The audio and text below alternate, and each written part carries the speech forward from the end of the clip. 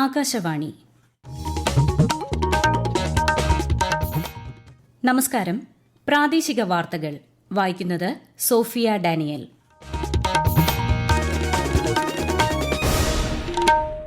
പ്രധാന വാർത്തകൾ. പാർലമെന്റിന്റെ സംയുക്ത സമ്മേളനത്തെ അഭിസംബോധന ചെയ്ത് രാഷ്ട്രപതി. തിരഞ്ഞെടുപ്പിലെ വനിതാ പങ്കാളിത്തം ശ്രദ്ധേയമെന്ന് ദ്രൌപദി മുർമു.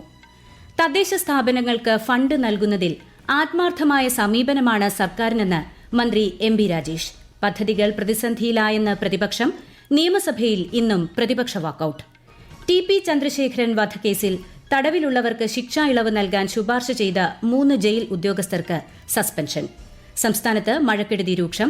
വയനാടും കണ്ണൂരും ഓറഞ്ച് ജാഗ്രത. 7 ജില്ലകളിൽ മഞ്ഞ ജാഗ്രത.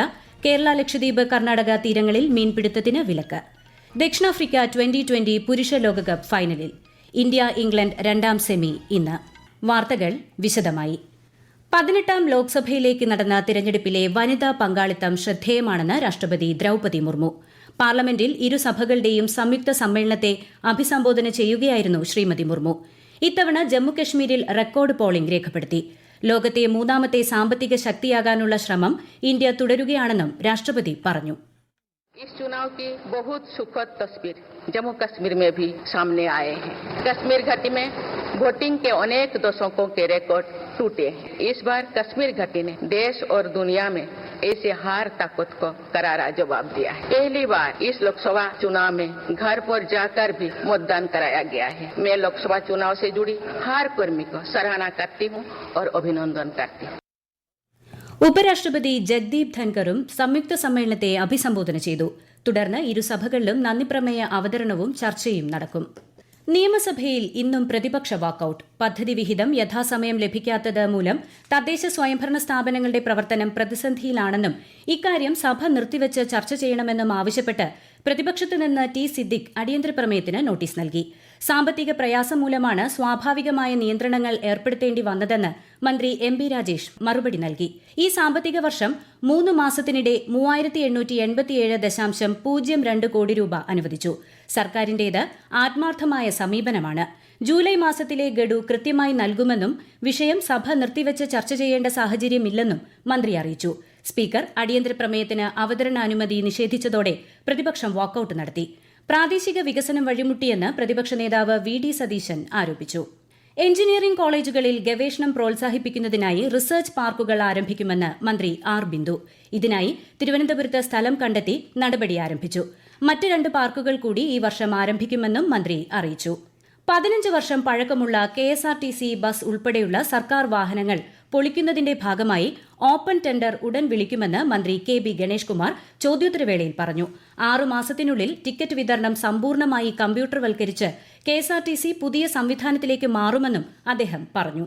ഒരു 5 മാസത്തിനുള്ളിൽ 6 മാസത്തിനുള്ളിൽ ടോട്ടൽ ടിക്കറ്റിന്റെ സംവിധാനം മുഴുവൻ മാറാൻ പോയി. ക്യാഷ്ലെസ് ഓപ്പറേഷൻസും ക്യാഷ് കൊടുത്തും പോവാം. ക്യാഷ്ലെസ് ഓപ്പറേഷൻ, അതുപോലെ GPS കറക്റ്റ് ചെയ്തുകൊണ്ട് ഡിസ്പ്ലേ ബോർഡുകളും അനൗൺസ്മെന്റ് ഓട്ടോമാറ്റിക് റെയിൽവേയിൽ വരുന്ന പോലെ ഓട്ടോമാറ്റിക് വണ്ടിയുടെ അവൈലബിലിറ്റി വണ്ടി വരുന്ന സമയം നൽകുകയും ചെയ്യും. അത് മാത്രമല്ല എല്ലാവരുടെയും മൊബൈൽ വിവിധ ആപ്പിലൂടെ നമ്മൾ പോകാൻ ആഗ്രഹിക്കുന്ന റൂട്ടിലെ ബസ്സുകൾ, ആ ബസ്സിന്റെ സീറ്റിന്റെ കണ്ടീഷൻ, റിസർവ് ചെയ്യാനുള്ള സൗകര്യങ്ങൾ എല്ലാം ഉള്ള ആപ്പുകൾ പുറത്തിറക്കും. 6 മാസത്തിനുള്ളിൽ കേരളത്തിലെ KSRTC സമ്പൂർണ്ണമായി കമ്പ്യൂട്ടറൈസ് ചെയ്ത് വേറൊരു സിസ്റ്റത്തിലേക്ക് മാറും. ന്യൂനപക്ഷ വിഭാഗങ്ങളുടെ വിദ്യാർത്ഥികളുടെ പ്രീ മെട്രിക് സ്കോളർഷിപ്പ് പദ്ധതിയായ മാർഗദീപം ഉടൻ നടപ്പിലാക്കുമെന്ന് മന്ത്രി വി. അബ്ദുറഹ്മാൻ പറഞ്ഞു. ശിക്ഷാ ഇളവിനുള്ള ശുപാർശയിൽ ടി.പി. ചന്ദ്രശേഖരൻ വധക്കേസിലെ തടവുകാരെ ഉൾപ്പെടുത്തി പോലീസ് റിപ്പോർട്ട് തേടിയ ജയിൽ ഉദ്യോഗസ്ഥരെ സസ്പെൻഡ് ചെയ്യാൻ മുഖ്യമന്ത്രി പിണറായി വിജയൻ ഉത്തരവിട്ടു. കണ്ണൂർ സെൻട്രൽ ജയിൽ സൂപ്രണ്ടിന്റെ ചുമതലയുള്ള joint superintendent K S. Sreejith, assistant superintendent grade 1 B G. Arun, assistant prison officer O V. Raghunath എന്നിവരെയാണ് അന്വേഷണ വിധേയമായി സർവീസിൽ നിന്നും സസ്പെൻഡ് ചെയ്യാൻ ഉത്തരവിട്ടത്. കേരളത്തിൽ സർക്കാർ നേരത്തെ പ്രഖ്യാപിച്ച 1 ഗഡു ക്ഷേമ പെൻഷന്റെ വിതരണം ഇന്നു മുതൽ 1600 രൂപ വീതമാണ് ഗുണഭോക്താക്കൾക്ക് ലഭിക്കുക. ഈ വാർത്തകൾ ആകാശവാണിയിൽ നിന്ന്. സംസ്ഥാനത്തൊട്ടാകെ തുടരുന്ന കനത്ത മഴയിൽ വ്യാപക നാശം. ജലനിരപ്പ് ഉയർന്നതിനെ തുടർന്ന് ചെറുഡാമുകൾ തുറന്നു. തീരമേഖലകളിൽ കടലാക്രമണം രൂക്ഷമായി. മഴയ്ക്കൊപ്പം ശക്തമായ കാറ്റും തുടരുകയാണ്. ഇന്ന് വയനാട്, കണ്ണൂർ ജില്ലകളിൽ ഓറഞ്ച് ജാഗ്രതയും എറണാകുളം, ഇടുക്കി, തൃശൂർ, പാലക്കാട്, മലപ്പുറം, കോഴിക്കോട്, കാസർഗോഡ് ജില്ലകളിൽ മഞ്ഞ ജാഗ്രതയും തുടരുന്നു. കേരള തീരത്ത് കള്ളക്കടൽ പ്രതിഭാസത്തിനും സാധ്യതയുണ്ട്. കേരള, ലക്ഷദ്വീപ്, കർണാടക തീരങ്ങളിൽ മീൻപിടുത്തത്തിന് വിലക്ക് ഏർപ്പെടുത്തി. കനത്ത മഴയെ തുടർന്ന് ഇടുക്കി, പത്തനംതിട്ട, ആലപ്പുഴ, എറണാകുളം, മലപ്പുറം, കൊല്ലം, കോഴിക്കോട്, തൃശൂർ, വയനാട് ജില്ലകളിൽ ദേശീയ ദുരന്ത നിവാരണ സേനയെ വിന്യസിച്ചു. ദുരന്ത നിവാരണ പ്രവർത്തനങ്ങൾക്ക് ജില്ലകൾക്ക് 1 കോടി രൂപ വീതം അനുവദിച്ചു. 2 ദിവസമായി അതിശക്തമായ മഴയാണ് കണ്ണൂർ ജില്ലയിൽ ലഭിച്ചത്. മഴക്കെടുതികൾ രൂക്ഷം. വിശദാംശങ്ങളുമായി ആകാശവാണി കണ്ണൂർ ജില്ലാ പ്രതിനിധി KO ശശിധരൻ. മലയോര പ്രദേശങ്ങളിലാണ് മഴക്കെടുതി രൂക്ഷം. ഉദയഗിരി പഞ്ചായത്തിലെ Karthikapuram government vocational higher secondary സ്കൂളിന് മുന്നിലെ 50 അടിയോളം ഉയരത്തിലുള്ള മതിൽ ഇടിഞ്ഞു വീണു. റോഡിലേക്കാണ് മതിലിടിഞ്ഞത്. ഇതുവഴിയുള്ള ഗതാഗതത്തിന് നിയന്ത്രണം ഏർപ്പെടുത്തിയിരിക്കുകയാണ്. ഇരിട്ടി വയത്തൂർ പാലത്തിൽ വെള്ളം കയറിനെ തുടർന്ന് ഗതാഗതം തടസ്സപ്പെട്ടു.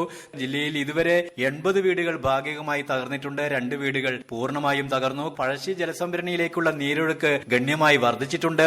ആലപ്പുഴ ജില്ലയിൽ പമ്പാ നദിയിലും മണിമലയാറ്റിലും ജലനിരപ്പ് ക്രമാതീതമായി ഉയരുകയാണ്. കൂടുതൽ വിവരങ്ങളുമായി ആകാശവാണി ആലപ്പുഴ ജില്ലാ പ്രതിനിധി R രവികുമാർ. കനത്ത മഴയെ തുടർന്ന് കുട്ടനാട്ടിലും അപ്പർ കുട്ടനാട്ടിലും ജലനിരപ്പ് ഉയർന്നു. നദികളും തോടുകളുമൊക്കെ കരകവിഞ്ഞൊഴുകുന്നു. 100 കണക്കിന് വീടുകൾ വെള്ളത്തിലാണ്. തലവടി, എടത്വ, നിരണം, തകഴി, വിയ്യപുരം എന്നീ പഞ്ചായത്തുകളിലെ താഴ്ന്ന പ്രദേശങ്ങളെല്ലാം വെള്ളത്തിലാണ്. കാലവർഷക്കെടുതിയിൽ ജില്ലയിൽ ഏതാണ്ട് 50ഓളം വീടുകൾക്ക് ഭാഗികമായ നാശം വന്നിട്ടുണ്ട്. 2 വീടുകൾ പൂർണ്ണമായും തകർന്നു. തൃക്കുന്നപ്പുഴയിൽ കടൽക്ഷോഭവും രൂക്ഷമാണ്. തോട്ടപ്പള്ളി പൊഴി വഴിയും തണ്ണീർമുക്കം ബണ്ട് വഴിയുമുള്ള ഒഴുക്ക് ശക്തമായിട്ടുള്ളതിനാൽ ആശങ്ക വേണ്ടെന്ന് അധികൃതർ അറിയിച്ചു. വയനാട്ടിൽ പനമരം ചെറുപുഴകൾ കരകവിഞ്ഞതിനെ തുടർന്ന് പ്രദേശത്തെ താഴ്ന്ന പ്രദേശങ്ങൾ വെള്ളപ്പൊക്ക ഭീഷണിയിൽ. നെൽവയലുകളിലെ തോടുകളിൽ വെള്ളമെത്തിയതോടെ നെല്ലിയമ്പം റോഡരികിൽ സ്ഥിതി ചെയ്യുന്ന ഇഷ്ടികക്കളങ്ങളിൽ വെള്ളം കയറി. കല്ലൂർ പുഴ കരകവിഞ്ഞു. കോഴിക്കോട് ജില്ലയിൽ മഴയ്ക്ക് അല്പം ശമനമുണ്ടെങ്കിലും രാത്രിയിൽ ശക്തമായ മഴ ലഭിച്ചു. മലയോര മേഖലകളിൽ മഴ ശക്തം. കോഴിക്കോട് കാവിലുംപാറയിൽ മണ്ണിടിച്ചിലുണ്ടായി. 2020 പുരുഷ ലോകകപ്പ് ക്രിക്കറ്റിൽ ഫൈനലിൽ കടന്ന് ദക്ഷിണാഫ്രിക്ക. ഇന്ന് നടക്കുന്ന 2ാം സെമിയിൽ ഇന്ത്യ ഇംഗ്ലണ്ടിനെ നേരിടും. കൂടുതൽ വിവരങ്ങളുമായി ആകാശവാണി പ്രതിനിധി സുരേഷ് ബാബു.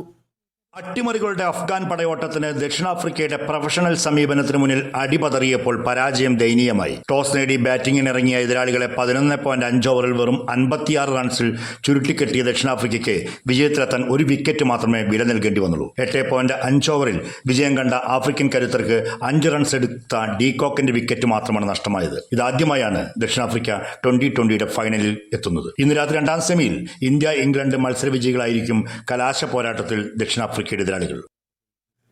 ആകാശവാണി തിരുവനന്തപുരം നിലയത്തിന്റെ 75ാം വാർഷികത്തോടനുബന്ധിച്ച് നാളെ രാവിലെ 10 മണിക്ക് കേരള ഫെഡറേഷൻ ഓഫ് ദി ബ്ലൈൻഡിന്റെ സഹകരണത്തോടെ കാഴ്ച പരിമിതിയുള്ളവർക്കായി ബോധവൽക്കരണ സെമിനാർ സംഘടിപ്പിക്കുന്നു.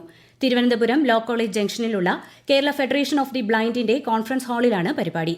സംസ്ഥാന ഭിന്നശേഷി കമ്മീഷണർ SH പഞ്ചാബകേശൻ, സാമൂഹ്യനീതി വകുപ്പ് അസിസ്റ്റന്റ് ഡയറക്ടർ അഷ്റഫ് കാവിൽ എന്നിവർ സെമിനാർ നയിക്കും. വയനാട് നെയ്ക്കുപ്പയിൽ കാട്ടാന ഓട്ടോറിക്ഷ തകർത്തു. നടവയൽ ടൌണിൽ മെസ് നടത്തുന്ന പുതുശ്ശേരി സഹദേവന്റെ ഓട്ടോറിക്ഷയാണ് തകർത്തത്. കൊല്ലം അഞ്ചലിൽ KSRTC ബസും പിക്കപ്പ് വാനും കൂട്ടിയിടിച്ച് ഒരാൾ മരിച്ചു. 20ഓളം പേർക്ക് പരിക്കേറ്റു. പിക്കപ്പ് വാനിലുണ്ടായിരുന്ന ആളാണ് മരിച്ചത്. രാവിലെ 7:30 കൈപ്പള്ളി മുക്കിലായിരുന്നു അപകടം.